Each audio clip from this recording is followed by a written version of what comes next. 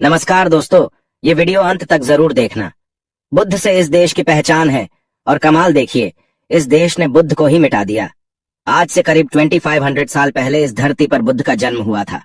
बुद्ध का पूरा जीवन लोगों को जागृत करने में चला गया।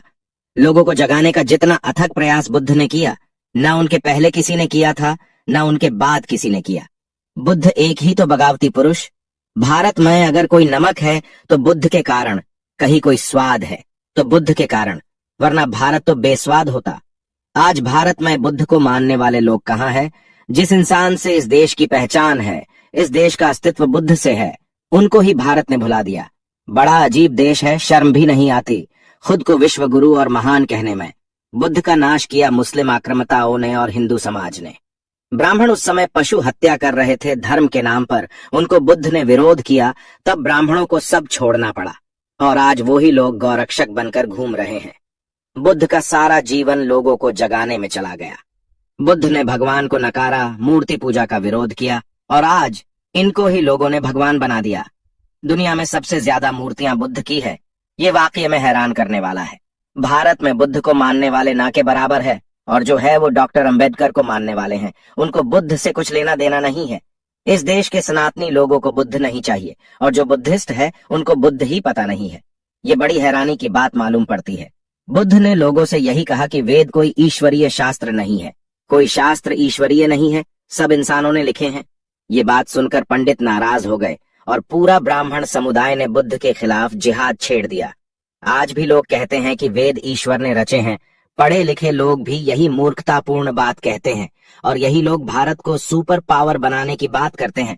बड़ी हैरानी की बात मालूम होती है। बुद्ध ने यही कहा कि किसी पे भरोसा मत करना, अपने दिमाग से सच्चाई जानने का प्रयास करो, परखो तभी स्वीकार करो।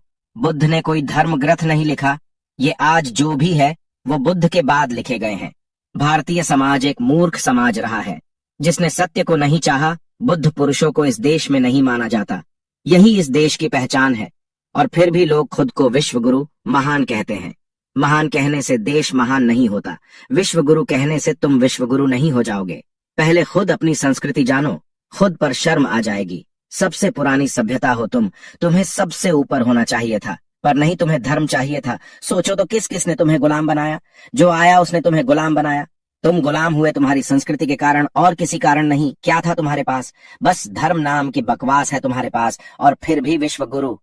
भारत का दिमाग एक सिस्टम मेकर दिमाग रहा है, जिसने बुद्ध को भगवान बना दिया या भगवान का अवतार। यही मूर्ख लोग बुद्ध को विष्णु का अवतार कहते हैं। न इन्होंने विष्णु को देखा है, न बुद्ध को जाना है। और बुद्ध कोई नाम नहीं है, बुद्ध उसे कहा जाता है जो तार्किक बुद्धि के परे हो जाता है, जो अपने आप को जान लेता है, जो खुद पर विजय प्राप्त कर नई क्रांति करे, वो ही बुद्ध है।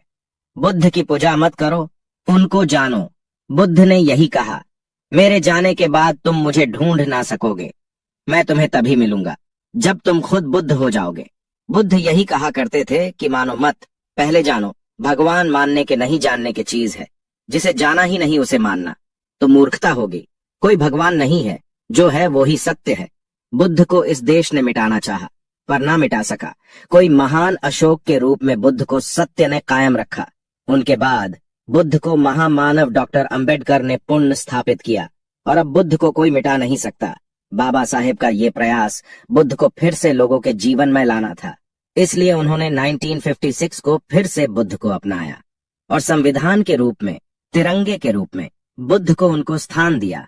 आज ये देश फिर से बुद्ध की पहचान लेके ही चल रहा है। यही सत्य की पावर होती है। सत्य को छुपाया जरूर जाता है, पर मिटाना संभव नहीं।